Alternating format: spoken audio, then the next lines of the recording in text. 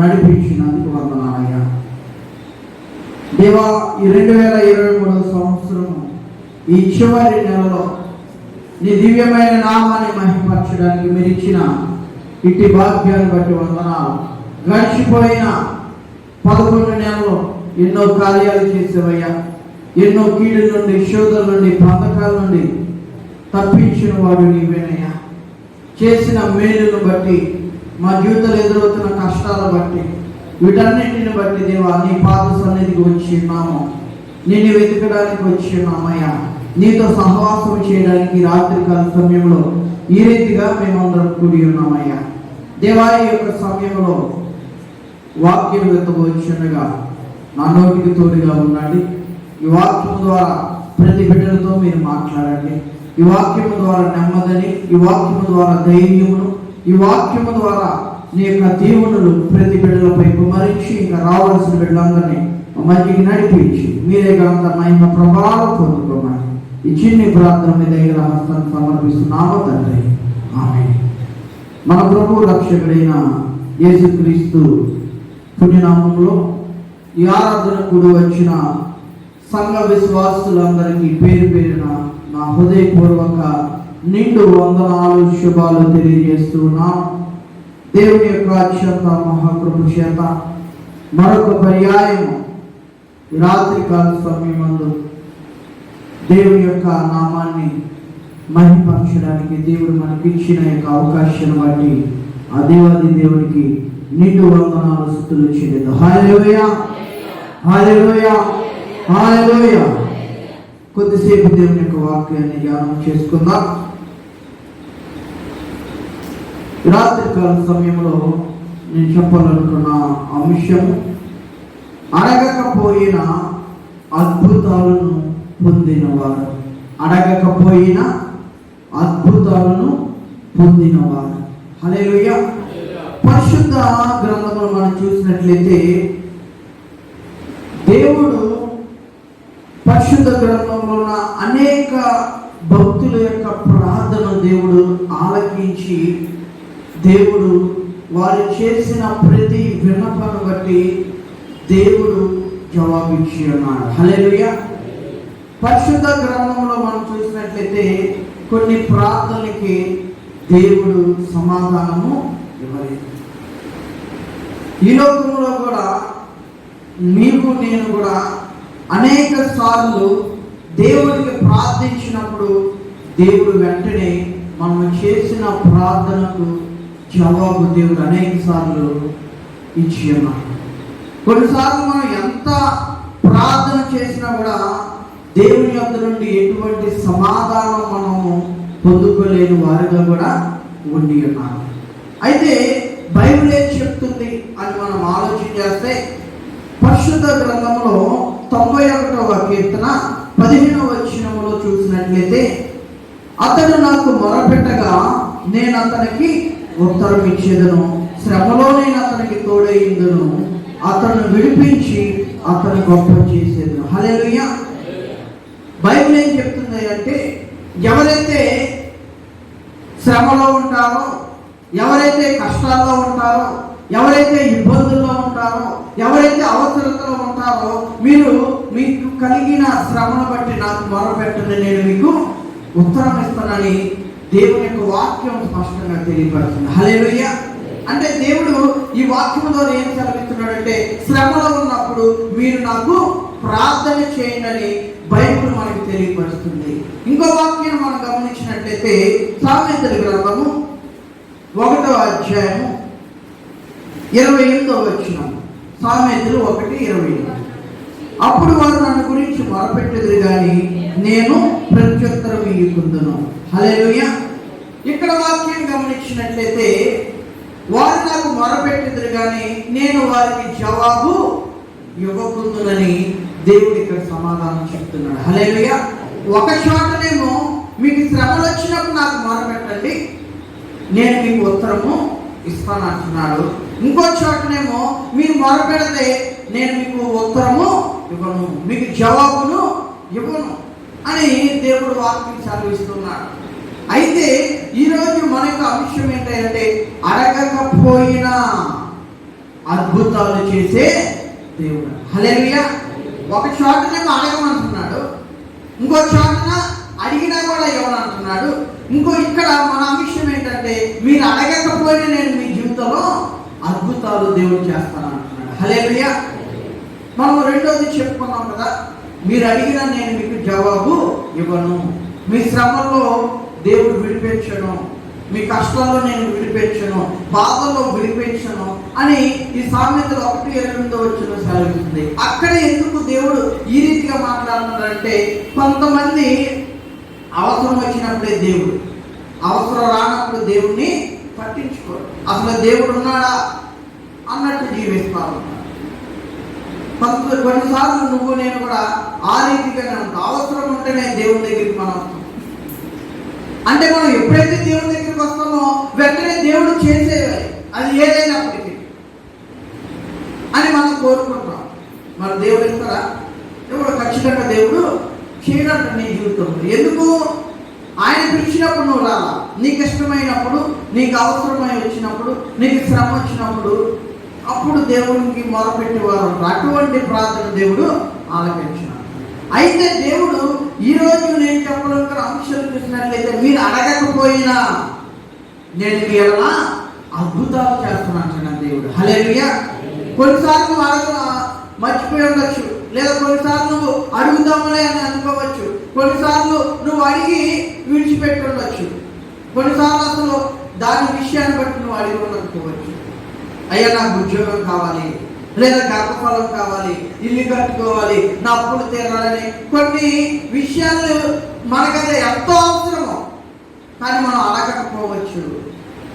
Bible యొక్క గ్రంథం ఏం తెలియపరుస్తుందో ఈ రాత్రికాల సమయం మనకు ఇవ్వబడిన సమయాన్ని బట్టి 2 పరిశుద్ధ గ్రంథంలో నుంచి 2 గురించి నేను మీతో మాట్లాడుతాను. మొదటిగా మనం చూసినట్లయితే, మొదటిగా లోకాసు వార్త 7వ అధ్యాయము 36 నుంచి 40 వచనాలను ధ్యానం చేసుకుందాం.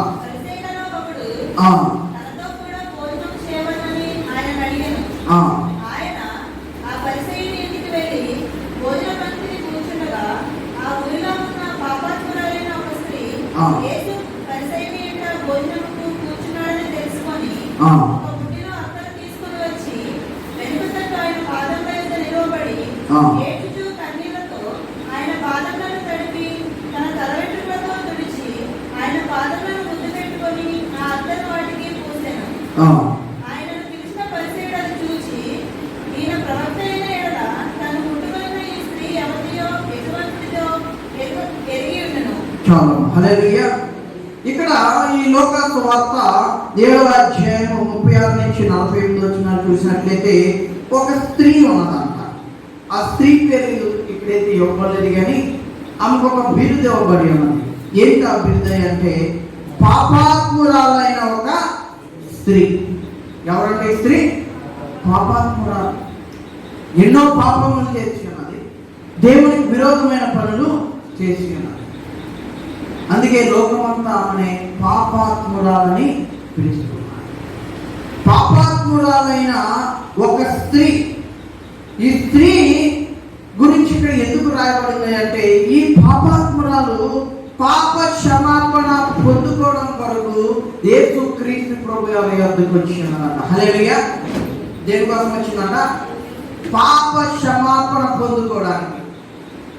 ఎప్పుడైనా ఈ పాపాత్మురాలాగా మనం కూడా ఆలోచన చేసామా? నేను ఈరోజు మందిరానికి వెళ్ళేది నా పాపాలు విడిపించబడడం కొరకు నేను వెళ్ళాలి, ప్రార్థన చేయాలి అని ఎప్పుడైనా ఆలోచన చేశారా? ఎంత మటుకు మనం నా బిడ్డలు బాగుండాలి, నా బిడ్డలకు ఉద్యోగాలు రావాలి, గర్భఫలాలు లేదా ఇల్లు కట్టాలి, అప్పులు, పొలాలు, వీటి గురించి మనం చేస్తాం. కానీ ఎప్పుడైనా మన పాపాల గురించి మనం ఆలోచన చేసామా? ఎందుకు నా జీవితంలో ఈ శోధన వస్తున్నాయి, నేను చేసిన తప్పుదములు ఏంటి అని ఎప్పుడైనా నువ్వు గ్రహించావా? నీలో ఉన్న పాపం గ్రహించావా? మనందరం అనుకుంటూ ఉంటాం, గుడికి వెళ్తున్నాం కదా కాబట్టి నేను పరిశుద్ధుని, పాప పడుతున్నాను కదా కాబట్టి నేను పరిశుద్ధురాలను, లేదా వాక్యం చదువుతున్నాను కదా కనుక నేను పరిశుద్ధుని అని నువ్వు అనుకోవచ్చు. ఈరోజు మనం గుడికి వెళ్ళినంత మాత్రాన మనం పరిశుద్ధులము అయిపో. నీతిమంతుడు ఒక్కడును లేడు అని బైబిల్ స్పష్టంగా తెలియపడుతుంది. ఏమే పాప క్షమాపణ పొందడానికి దేవుని దగ్గరికి వచ్చింది.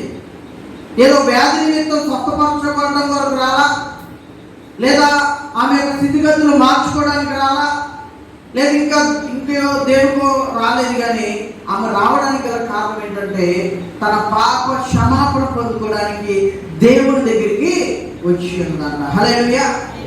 అయితే ఒకసారి 37వ వచనం చూడండి. 37వ వచనం. ఆ ఊర్లో ఉన్న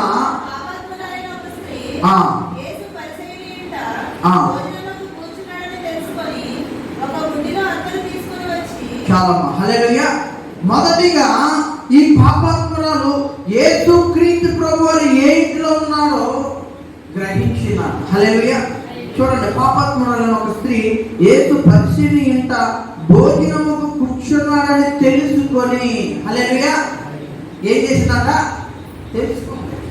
నా పాపాలు ఎవరితో క్షమించబడతాయో ఆమె గ్రహించింది.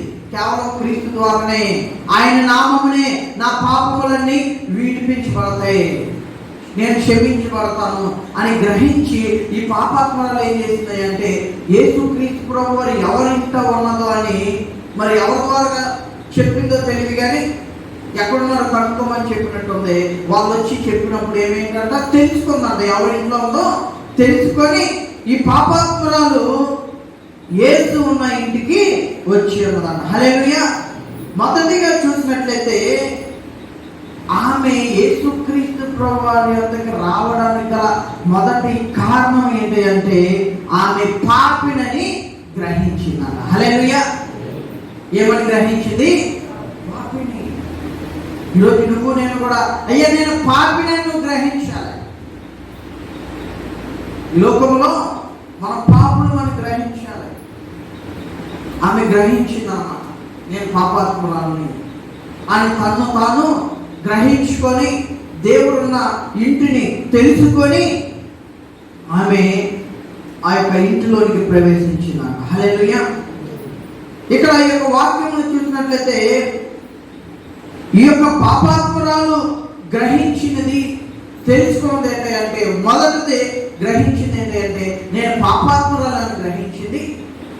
రెండోది ఆమె ఏం గ్రహించిందంటే నా పాపాలు యేసుక్రీస్తు నామమునే క్షమించబడతాయని ఈ పాపాత్మురాలు గ్రహించింది. హల్లెలూయా. ఒకటి ఆమె పాపాన్ని గ్రహించింది, రెండు నా పాపాలు దేవుడి ద్వారా క్షమించబడతాయని గ్రహించిందట. మూడవదిగా మనం ఇక్కడ గమనించినట్లయితే యేసుని వెతుక్కుంటా వచ్చి అక్కడ కనుక్కొని ఏమేం చేసింది అంటే ఇక్కడ మనం చదివి ఉన్నాం కదా, ఆ 38వ వచనంలో వెనక తట్టు ఆయన పాదము యొద్ద నిలబడి ఏడ్చుచు కన్నీళ్లతో ఆయన పాదమును తడిపి తన తల వెంట్రుకలతో తుడిచి ఆయన పాదమును ముద్దు పెట్టుకొని అత్తరు వాటికి పూసెను. హల్లెలూయా. ఇక్కడ మనం గమనించినట్లయితే మూడోది ఆమె ఏ గ్రహించిందని అంటే నాకు యోగ్యత లేదని గ్రహించింది. ఏమని గ్రహించింది? నేను యోగ్యురాలను కాను, నాకు దేవుడి తట్టు తిరిగే యోగ్యత కూడా లేదు. మనకు తండ్రి అని పిలిచే యోగ్యత మనకు లేదు, కానీ దేవుడు నీకు అవకాశాన్ని ఇచ్చాడు. ఆ ఇచ్చిన అవకాశం నువ్వు ఏం చేయాలంటే సద్వినియోగం చేసుకోవాలి.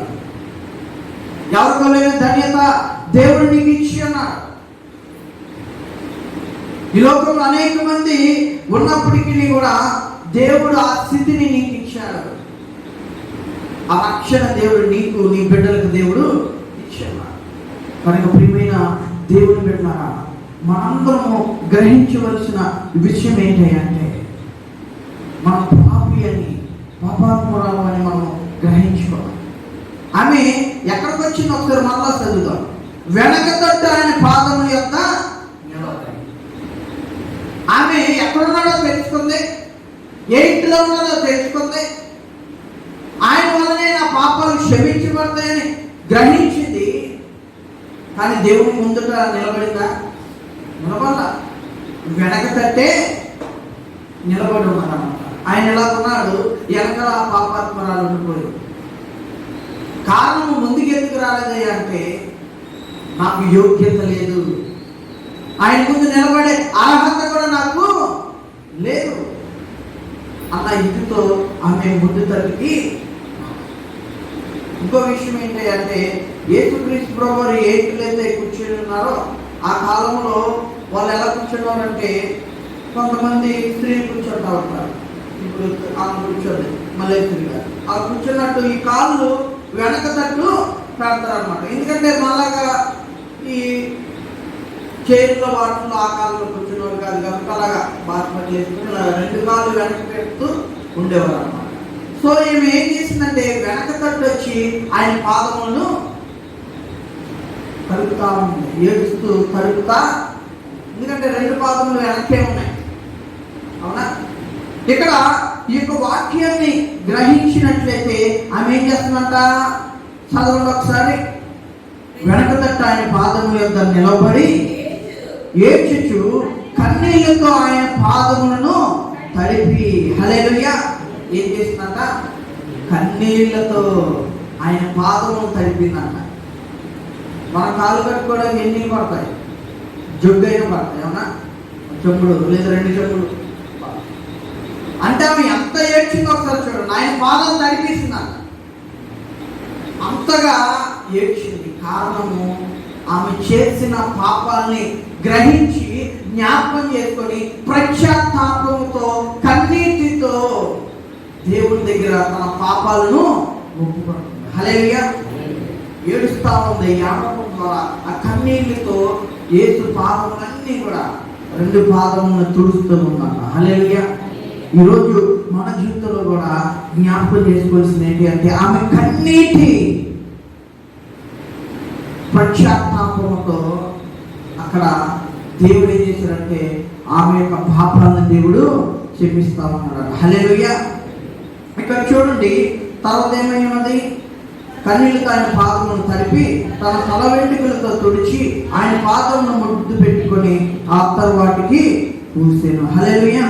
ఇక్కడ ఏం చేసింది, కన్నీళ్లతో ఆయన పాదాలన్నీ తడిపి తల వెంట్రుకలతో తుడుస్తా ఉన్నారు. హల్లెలూయా. తల వెంట్రుకలతో తుడుస్తుంది. తర్వాత ఏం చేసింది, ఆయన పాదములను ముద్దు పెట్టుకొని. ఇక్కడ మనం గమనించినట్లయితే ఆయన యొక్క పాదములను ఏం చేస్తుందట, తుడుస్తుంది. ఆయన పాదములకు ముద్దు పెడుతుంది. దీనికి సాదృశ్యం ఏంటి అంటే, గౌరవం యొక్క నమస్కారం. హల్లెలూయా. గౌరవంతో కూడిన నమస్కారం. కొంతమంది వాళ్ళకి కనపడినప్పుడు వందనాలు చెప్పడము లేదా చెయ్యలు కావడము ఏదో ఒక సైట్ చేస్తూ ఉంటాం. వీళ్ళు కూడా ఏం చేస్తుందంటే, ఏమి దేవుని యొక్క పాదములను గౌరవంతో కూడిన ఒక ముద్దును పెడుతుంది ఆయన పాదముల మీద. హల్లెలూయా. ఇక్కడ మనం గమనించినట్లయితే రెండోదిగా గౌరవం అత్తరు దేనికి సాదృశ్యం ఉందంటే, గౌరవమునకు గుర్తుగా ఉంది అత్తరు. తర్వాత మనం గమనించినట్లయితే మర్యాద పూర్వకముగా ఆయన యొక్క పాదాలను ఎందుకు చేస్తుంది, తుడుస్తా ఉందట. హల్లెలూయా. ఈరోజు ఈ వాక్యం ద్వారా మనం చూసినట్లయితే యేసుక్రీస్తు ప్రభు గారి యొద్దకే ఏమో వచ్చింది, వచ్చి దేవుని అడిగిందా, అయ్యా నా పాపాలు క్షమించని అడిగిందా? ఎక్కడ కూడా వాక్యం అంతట్లో ఎక్కడ కూడా అడగల. ఆమె అంతటా వచ్చింది, ఆయన పాదాలు తడిపింది, తల వెంట్రుకలతో తుడిచింది, అత్తరు పోసింది, అన్నీ చేస్తుంది. నోరిప్పింది ఎక్కడైనా, అయ్యా నేను పాపాత్మురాలయ్యా, నీకు విరోధంగా ఎన్నో పాపాలు చేశానయ్యా అని అక్కడ ఎక్కడా కూడా చెప్పలా. ఆమె వెనక తట్టే ఉండిపోయింది. నేను యోగ్యురాలను తాను అని గ్రహించి తన పాపాలు తను ఒప్పుకుంది, పశ్చాత్తాపంతో ఏడ్చింది. దేవుడు తన పాపాన్ని క్షమించాడు. దేవుడు. హల్లెలూయా. ఆ కింద వచ్చిన చూడండి, 48వ వచనంలో, నీ పాపములు క్షమింపబడి ఉన్నవని ఆమెతో. ఆమె వచ్చి అడిగిందా, అయ్యా నేను నా పాపములు క్షమించానని అడిగిందా? అడగకపోయినా దేవుడు ఆమె పాపాలని క్షమించాడు. హల్లెలూయా. ఈరోజు దేవుడు నీకు నాకు కూడా అనేక సార్లు అవకాశాలు ఇస్తా ఉన్నాడు. మనం ఎన్ని పాపములు చేసినా, ఎన్ని తప్పుదములు చేసినా, ఆయనకు విరోధముగా ఎన్నో పాపాలు కూడగట్టుకున్నా కూడా దేవుడు ఏం చేస్తున్నాడన్న? మనల్ని క్షమిస్తా ఉన్నాడన్న. క్షమించడం అంటే ఒక అవకాశాన్ని ఇస్తా ఉన్నాడు. మరలా తప్పు నువ్వు చేయగలి దేవుడు అవకాశాన్ని ఇస్తున్నాడు. కానీ మనం సద్వినియోగం చేసుకుంటా మరలా తప్పులు చేస్తూనే పాపాత్మరాలు దేవుని సన్నిధికి వచ్చింది, ఆయన పాపముల యొద్దకు వచ్చింది, కన్నీటితో ప్రార్థన చేసింది. దేవుడు ఆమె పాపాలన్నీ కూడా క్షమించి వేశాడు. హల్లెలూయా. ఈరోజు దేవుడి మందిరానికి వచ్చిన నీ జీవితంలో కూడా నువ్వు అడిగే ఆ విజ్ఞాపన, ఆ ప్రార్థన కొన్నిసార్లు నువ్వు అడగకపోవచ్చు. ఆ వేదనతో నువ్వు ఏడుస్తూనే ఉండుకోవచ్చు. ఇక్కడ కొన్నిసార్లు నువ్వు అడగకపోయినా దేవుడు నీ మనవుని ఆలకించేవాడిగా ఉంటాడు. హల్లెలూయా. ఎందుకంటే అది నీకు ఎంతో అవసరం. అది అందుకే దేవుడు కొన్నిసార్లు అడగకపోయినా నీ జీవితంలో కార్యాలని తిరిగిస్తాడు. హల్లెలూయా. పాపాత్మరాల జీవితంలో కూడా అదే చేశాడు. ఈ స్త్రీ జీవితంలో ఆమె అడగల దేవుడి దగ్గరికి వచ్చి వెనక తట్టే ఉండిపోయింది. కానీ దేవుడు ఆమెతో ఒకటే మాట్లాడాడు, నీ పాపాలు క్షమించబడి ఉన్నాడు. హల్లెలూయా. ఈరోజు నీ జీవితంలో నా జీవితంలో కూడా దేవుడిని అడగకపోయినా కొన్నిసార్లు కార్యాలు జరుగుతాయి. మేబీ నీ జీవితంలో ఏమో అనుభవించి ఉండొచ్చు. నా కూతురు పెళ్ళిని ఎలాగే చేద్దాము, నా కొడుకు పెళ్ళి ఎలాగే చేద్దామని నువ్వు అనుకోవచ్చు. కానీ నువ్వు ఊహించిన దానికన్నా ఇంకా ఘనంగా చేసేవు నువ్వు. కారణము నువ్వు దేవుని అడగకపోయినా ఆయన చేశాడు. ఈరోజు కొన్ని మనం అడగకుండానే దేవుడు అవి మన జీవితంలో కార్యాలు, అద్భుతాలు చేస్తా ఉంటాడు. హల్లెలూయా. మనం ఇలా చేద్దాం అనుకుంటాం, దేవుడు ఇంకోలాగా చేద్దాం అనుకుంటాడు. హల్లెలూయా. కనుక ప్రియమైన దేవుడు బిడ్డలు, అడగకపోయిన దేవుడు కొన్నిసార్లు మన జీవితంలో ఎన్నో అద్భుతాలు, ఎన్నో ఆశ్చర్య కార్యాలు. రెండవదిగా మనం గమనించినట్లయితే పరిశుద్ధ గ్రంథంలో యోహాను సువార్త 11వ అధ్యాయము 20వ వచనమును మనం చూసినట్లయితే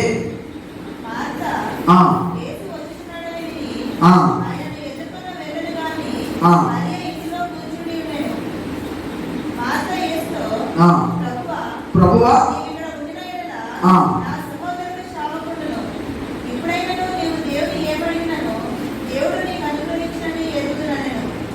హల్లెలూయా.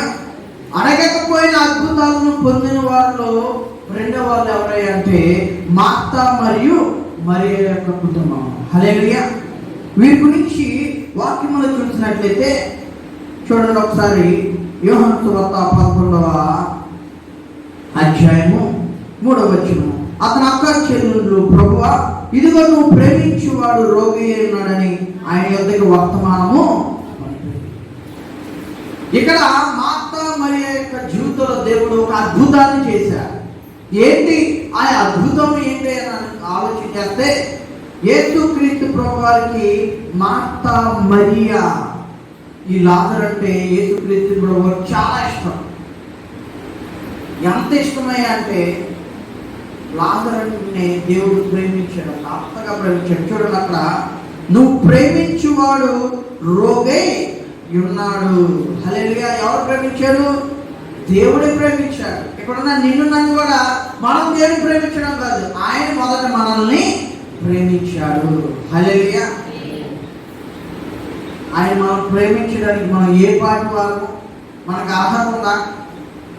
కొంతమంది ప్రేమించడానికి అర్హతలు, క్వాలిటీస్ ఇవన్నీ చూస్తారు. మనలో ఏమైనా క్వాలిటీస్ ఉన్నాయా? ఒక మంచి గుణం ఉందా? మాట్లాడే విధం ఉందా? పాటలు పాడగలమా? వాక్యం చదవగలమా? ప్రార్థన చేయగలమా? ఇవేమి మనలో లేవు. అయినా దేవుడు ప్రేమించి నిన్ను రక్షించి నీ కుటుంబాన్ని రక్షించుకొని నీ బిడ్డను రక్షించుకొని ఆయన సన్నిధానంలో దేవుడు ఏ యోగ్యత కూడా లేదు. ఆయన మొదట మనల్ని ప్రేమించాడు. ఆయన ఇక్కడ యేసుక్రీస్తు ప్రభు వారికి లాజరు అంటే చాలా ఇష్టం.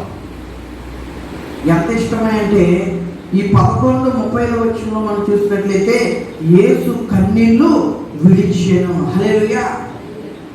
బైబిల్లో చిన్న వచనం ఏదంటే స్మాలెస్ట్ వర్స్ ఉన్న బైబిల్. ఈ లోకాసు యోహాను సువార్త 11:30 వచనం అన్నమాట. యేసు కన్నీళ్లు విడిచెను. యేసుక్రీస్తు ప్రభు ఏడ్చారంట. యేసుక్రీస్తు ప్రభు శిలువలో ఏడ్చారా? నన్ను విడిచిపెట్టేది, నేను ఈ బాధలు భరించలేకపోతున్నాను, తట్టుకోలేకపోతున్నాను ఏడ్చరా? లేదు. కానీ ఇక్కడ లాజరును బట్టి యేసుక్రీస్తు ప్రభు వారు ఏడ్చారు. అంటే ఎంతగా ప్రేమించడం మనకి ఇక్కడ కనపడుతుంది. అయితే యేసుక్రీస్తు ప్రభు వారు ప్రేమించిన లాజరు రోగి ఉన్నాడంట. కానీ యేసుక్రీస్తు ప్రభు వారు అక్కడ ఇక్కడ మనం గమనించినట్లయితే ఇక మార్త మరియా లాజరు గారి ఇంటికి ఎప్పుడు చూసినా గ్రామానికి వెళ్తూనే ఉండాలి. యేసుక్రీస్తు ప్రభు వారు ఎప్పుడు చూసినా వాళ్ళ ఇంటికి వెళ్తూనే ఉండేవారు. అక్కడే బాధ చేస్తూ ఉండేవారు, అక్కడే తింటూ ఉండేవారు, అక్కడే ఎప్పుడు ఆలస్యమైన అక్కడే రెస్ట్ తీసుకుంటూ ఉండేవారు. ఎందుకంటే వాళ్ళ యొక్క కుటుంబంతో అంత అనుబంధం అనేది ఉంది, అంత రిలేషన్షిప్ అనేది ఉంది. అయితే చూసే వాళ్ళందరూ కూడా గ్రామస్తులందరూ ఎప్పుడు చూసినా యేసుక్రీస్తు ప్రభు వారు ఏడింటికే వస్తారా, ఎప్పుడు చూసినా ఏడింటికడే ఉంటారు, ఎప్పుడు చూసినా వేడింటికడే పడుకుంటారు, వేడింటికడే తింటారు అని అనుకుంటా ఉన్నారు. అయితే ఒకసారి మార్త మరియ గారికి కష్టం వచ్చింది. ఏంటంటే తన ఒక్క సహోదరుడు చనిపోయాడు. ఎందుకంటే ఈ మార్త మరియ లాజరుకి తల్లిదండ్రులు చిన్నట్లోనే చనిపోయారు. ఇంట్లో మగదికి ఎవరు లేరు, ఒక లాజరు తప్పించి. ఆ లాజరు కూడా అనారోగ్యంతో చనిపోయాడు. ముందు రోగం వచ్చినప్పుడు వర్తమానం పంపించారు యేసుక్రీస్తు ప్రభు వారికి. కానీ యేసుక్రీస్తు ప్రభు వారు అక్కడికి వెళ్ళడానికి ఇంకా 2 రోజుల సమయం ఉన్నారు. మొదటి రోగం వచ్చినప్పటి నుంచి యేసుక్రీస్తు ప్రభు వారు కబురు పంపించారు. కబురు పంపించినా కూడా ఆయన 2 రోజుల వరకు. అయితే మరలా వర్తమానం పంపించారు. ఏమని? లాజరు చనిపోయాడు. యేసుక్రీస్తు ప్రభు వెళ్ళారా? ఓన్లీ సమాధి చేసే సమయానికైనా వస్తారేమో ఎదురు చూశారు. ఆయన వచ్చారా? ఈ ఊసులు, ఈ ముచ్చట్లన్నీ ఎక్కడ ఉంటాయంటే చెరిపీడిగానే ఉంటాయి. చాలా ముచ్చట్లు ఏంటంటే ఆ కోరికలు ఉన్నప్పుడు ఎలా చేశాడంట, అలా చేశాడంట, వాళ్ళకి ఎలా చేశాడంటని అన్నీ అప్పుడే జ్ఞాపకం వస్తూ ఉంటాయి మనిషి. అది ఎవరైనప్పటికీ, ఏ కుటుంబం అయినా అయినప్పటికీ. యేసుక్రీస్తు ప్రభువు ఎప్పుడైతే లాజరు ఈ అనారోగ్యంతో ఉన్నాడో రాలేదు, కబురు పంపించారు. వచ్చారా? రాలా. చనిపోయిన టైంకి వచ్చారా? రాలా. పాత పెట్టే టైంకి వచ్చారా? రాలా. గ్రామస్తులు ఏమైనా అనకుండా ఉంటారా? చెప్పండి, ఏమైనా అనకుండా ఉంటారా? ఖచ్చితంగా ఉంటారు. ఎప్పుడు చూసినా యేసుక్రీస్తు ప్రభువు ఏడింటికనే ఉండేవాడు. ఎప్పుడు చూసినా ఏడింట్లోనే తినేవాడు, ఏడింట్లోనే ఆయన రెస్ట్ తీసుకుంటూ ఉండేవాడు. కానీ కష్టం వచ్చేసరికి ఏమైపోయినా కబురు కూడా పంపించారు. అంత బిజీ అయినా వచ్చి ఈ లాజరు కొరకు ప్రార్థన చేయొచ్చుగా. అవసరం ఉన్నప్పుడేమో ఎప్పుడు ఇక్కడే ఉండేవాడు. ఇప్పుడు పాపం వాళ్ళ కష్టం వచ్చింది, ఇంటికి మగ దిక్కు కూడా లేరు, నమ్ముకున్నవాడేమో రాలా అని ఆ ఇరుగు పొరుగు వాళ్ళు చూడడానికి వచ్చిన వారు ఎన్నో మాటలు అనొచ్చు. ఎందుకంటే వస్తూనే ఉన్నారు అక్కడికి. చూడండి, అక్కడ 19వ వచనం చూడండి. కనుక యూదులు అనేకులు వారి సహోదరుల గురించి మార్తను మరియు ఓదార్చుటకే వారి ఎంతకే వచ్చారు. అనేక యూదులు వచ్చారు, అనేక మంది వచ్చి ఓదార్చుతూ ఉన్నారు. ఆ ఓదార్చడానికి వచ్చిన వాళ్ళు నానా మాటలు కూడా యేసుక్రీస్తు ప్రభువు అని అనొచ్చు. అక్కడ ఉన్న యూదులు కూడా అనొచ్చు. అయితే యేసుక్రీస్తు ప్రభువు ఇక్కడికి వచ్చి ఉన్నారు. చూడండి 20వ వచనంలో, మార్త యేసు వచ్చుచున్నాడని విని ఆయన ఎదుర్కొని వెళ్ళిన కానీ మరియా ఇంట్లోనే కూర్చుని. హల్లెలూయా.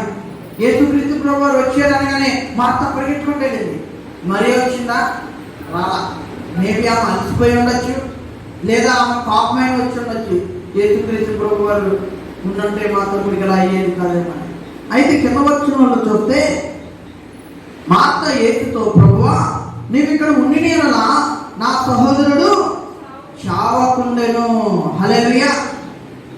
ఇక్కడ మనం గమనించినట్లయితే మార్త ఏం చెప్తుంది? ప్రార్థించినప్పటికీ స్వస్థత రాక ఇక్కడ మార్త యేసుక్రీస్తు ప్రభువుతో చెప్తా ఉన్నాం, ఏమని? అయ్యా మీరు ఇక్కడ ఉన్నట్టే నా సహోదరుడు చనిపోయేవాడు కాదు, అయినా అక్కడ చూడండి ఏమంటున్నారంట, చదవనమ్మా. ఇప్పుడైనాను నువ్వు దేవుణ్ణి ఏమడిగినా దేవుడు నీకు అనుగ్రహించుచున్నాను నేను ఎరిగలను. హల్లెలూయా. రైట్ నో ఇక్కడ దేవుడు అయ్యా నువ్వు ఇప్పుడు అడిగినా కానీ దేవుడుకి అసాధ్యమైనది ఏదంటే లేదు. హల్లెలూయా. అది ఎప్పుడైనప్పటికీ, ఎటువంటి స్థితిలోనైనప్పటికీ, ఇంకా నీ చేతిలో నుంచి చేయి జారిపోయినప్పటికీ నువ్వు దేవుణ్ణి అడిగితే దేవుడు ఖచ్చితంగా నీకు అనుగ్రహిస్తాడు. మాత్రం విశ్వాసం ఉంది. అయ్యా నువ్వు ఎక్కడున్నంటే నా సహోదరుడు చెప్పేవాడు కాదు, ఇప్పుడైనా కూడా నువ్వు అడిగితే దేవుడు ఖచ్చితంగా చేస్తాడు. హల్లెలూయా. ఆ విశ్వాసం మాత్రలో ఉన్నది. కానీ అక్కడికి వచ్చాక యేసుక్రీస్తు ప్రభువు మీద సరిగిద్దా మాట అనగల. ఏం చెప్తుందంటే నువ్వు ఇక్కడ ఉంటే బతికేవాడు, ఇప్పుడైనా కూడా నీకు అసాధ్యమైన లేదు, నువ్వు తలుచుకుంటే ఇప్పుడైనా కూడా జరుగుద్ది అని దేవుణ్ణి మీద విశ్వాసంతో మాట్లాడుతుంది. కానీ ఎక్కడో కూడా ప్రభు పైన సనగలేదు, ప్రభువుని దూషించలేదు. సనిగిందా దేవుని మీద? సనగలా. దేవుని దూషించిందా? దూషించలా. పోనీ ప్రభుని ప్రశ్నించిందా? ప్రశ్నించలా. మనం ఏం చేస్తాం? వచ్చిన వెంటనే దూషిస్తాం. అవునా? అంటే మనం ఏదైతే అడుగుతామో అది వెంటనే దేవుడు ఇచ్చేది. ఇవ్వకపోతే ఈ దేవుడు ఏంటి మాకు ఎలాగిచ్చాడని. మేబీ చాలా మంది ఈ వర్షాలు పడినప్పుడు దూషించిన వారు కూడా ఉండొచ్చేమో. అవునా? ఏంటి దేవుడు 6 నెలలు మేము కష్టపడ్డాము, ఈ 6 నెలలు ప్రయాసపడ్డాము, కష్టపడ్డాము, విత్తాము, నాటాము, అన్నీ చేసాము. ఈ దేవుడు ఏంటి ఒక్కరోజు ఈ వర్షంతో మొత్తం పెట్టిపోయి అంత నాశనం అయిపోయిందని సరిగిపోయిన వారు కూడా ఉండొచ్చు, విసిగిపోయిన వారు ఉండొచ్చు, దేవుని ప్రశ్నించిన వారు కూడా ఉండొచ్చు. ఎందుకయ్యా మాకు ఇలాంటివి జీవితం ఎలా చేసావు, మా కష్టం ఏంటి ఎలాగైపోయిందని సనిగిన వారు ఉండొచ్చు, ప్రశ్నించిన వారు కూడా ఉండొచ్చు. కానీ దేవుడికి అసాధ్యమైనదంటూ ఏది కూడా లేదా. హల్లెలూయా. సమస్తము ఆయన చిత్తములో ఉన్నదే, ఆయన ప్రకారమే జరుగుతుంది. మనం ఏ పాటి వారు, మనం అడగడానికి ఏ అధికారం కూడా దేవుడు నీకు నీ పొలానికి ఎకరానికి ఎన్ని వస్తాయో నాకు ఎగ్జాక్ట్గా తెలియదు, 30 అనుకున్నాం అనుకోండి, ఎక్కువ తక్కువ నాకు తెలియదు అన్నా. కొన్నిసార్లు దేవుడు ఆ 30కి 40 ఇచ్చిన రోజులు కూడా ఉండొచ్చు, లేదా 35 ఇచ్చిన రోజులు అయినా ఉండొచ్చు. అప్పుడు అడిగాం మనం, ఎందుకయ్యా నాకు 35 ఇచ్చో, నాకు 30 కదా నువ్వు ఇవ్వాలి, 30 వస్తాలే కదా నువ్వు ఇవ్వాలి, 35 ఎందుకు ఇచ్చావు అని అడుగుతావా? సంతోషిస్తాం. అదే తొక్కు వేస్తే ప్రశ్నిస్తాం, తొక్కు వేస్తే సనుగుతాం, తొక్కు వేస్తే దేవుణ్ణి దూషిస్తాం. ఈరోజు మనుషులు కూడా దేవుడిని దూషణ వచ్చి, కానీ దేవుడు నువ్వు పడిన ప్రయాసం ఏది కూడా వ్యర్థముగా పోనివ్వడు దేవుడు. హల్లెలూయా. ఆయన యందు విశ్వాసం ఉంచు, అడగకపోయినా నీ దేవుడు కార్యాలు చేసే దేవుడు. ఇక్కడ మాట మరి సనగలేదు, ప్రశ్నించలేదు, ఆయన దూషించలేదు. కానీ దేవుణ్ణి అడిగింది ఒకటే, అయ్యా ఇప్పుడైనాను నువ్వు దేవుడికి ప్రార్థన చేస్తే ఆయన కార్యము జరిగిస్తాడు. హల్లెలూయా. ఆ విశ్వాసంతో వీళ్ళు ఏం చేశారు? లాజరుని దగ్గరికి వెళ్ళి అక్కడ ఏం చేశారు? ప్రార్థన చేశారు. హల్లెలూయా. చూడండి అక్కడ చదవని వాక్యం 11వ వచనము 39. యేసు రాయి తీసివేయడని చెప్పగా చనిపోయిన వాడి సహోదరైన మార్తా ప్రభు అతను చనిపోయి 4 దినములు కనుక ఇప్పటికీ వాసన కొట్టినని ఆయనతో చెప్పాను. అందుకే నువ్వు నమ్మిన ఎడల దేవుని మహిమ చూసేదు. హల్లెలూయా. ఈ రోజు నువ్వు నేను దేవుని నమ్మిన ఎడల మహిమ కార్యాలు చూస్తావు. హల్లెలూయా. అద్భుతాలు చూస్తావు. హల్లెలూయా. ఆశ్చర్య కార్యాలు చూస్తాం మనం. హల్లెలూయా. నువ్వేం చేయాలి? నమ్మిన ఎడల అద్భుతాలు చూస్తావా? చనిపోయిన లాజరుని దేవుడు ఏం చేశాడు? తిరిగి బతికించాడు. హల్లెలూయా. వాళ్ళు అడగలా బతికించమని, కానీ మార్తా మరియలు పునరుద్ధానాన్ని చూశారు. హల్లెలూయా. యేసుక్రీస్తు ప్రభు వారి యొక్క పునరుద్ధానం కన్నా ముందే తన సహోదరుడైన లాజరు పునరుద్ధానాన్ని చూస్తున్నాడు అన్నమాట. హల్లెలూయా. దేవుడు బతికించాడు లాజరు, ఎందుకంటే ఆయన యొక్క మహిమ కార్యాన్ని తెలియపరచడానికి. ఈరోజు మనం చెప్పుకున్న అంశంలో పాపాత్మురాలు దేవుడిని అడగల, కానీ ఆమె పాపాలు దేవుడు క్షమించాడు. ఇక్కడ కూడా ఈ మార్త మరియ నా తమ్ముడు బతికించయ్యా అని అడగల, కానీ దేవుడు అడగకపోయినా బతికించాడట. హల్లెలూయా. ఇంకా చెప్పుకుంటే పరిశుద్ధ గ్రంథంలో ఇంకా అనేక మంది ఉన్నారు. యోగు యుద్ధంలో కూడా దేవుడు యోగుని ఆశీర్వదించాడు. నన్ను దీవించేయని యోగు అడగకపోయిన దేవుడు రెండంతలుగా యోగుని దేవుడు ఆశీర్వదించాడు. హల్లెలూయా. ఇంకొక బుద్ధిదారుడైన జక్కయ్యని దేవుడు అద్భుతం చేశాడు. జక్కయ్య అడిగాడా, అయ్యా నా ఇంటికి రాయ్యా అని అడిగాడా? అడగకపోయిన దేవుడు జక్కయ్య ఇంటికి వెళ్ళి రక్షణ దేవుడు ఇచ్చాడు. హల్లెలూయా. ఈరోజు నీ జీవితంలో నువ్వు అడగకపోయినా నీ దేవుడు నీ జీవితంలో కార్యాలు దేవుడు జరిగించేవాడిగా ఉన్నాడు. నువ్వు ఉంచాల్సింది ఏంటంటే నమ్మకము ఉంచితే నువ్వు మహిమ కార్యాలు చెప్తావు, అద్భుతాలు ఆశ్చర్య కార్యాలు దేవుడు నీ ఎడల, నీ కుటుంబం ఎడల, నీ బిడ్డల ఎడల దేవుడు జరిగించిన గాక. దేవుడు ఇచ్చిన వాక్కు మన వెనుకట్లో దీవించిన గాక.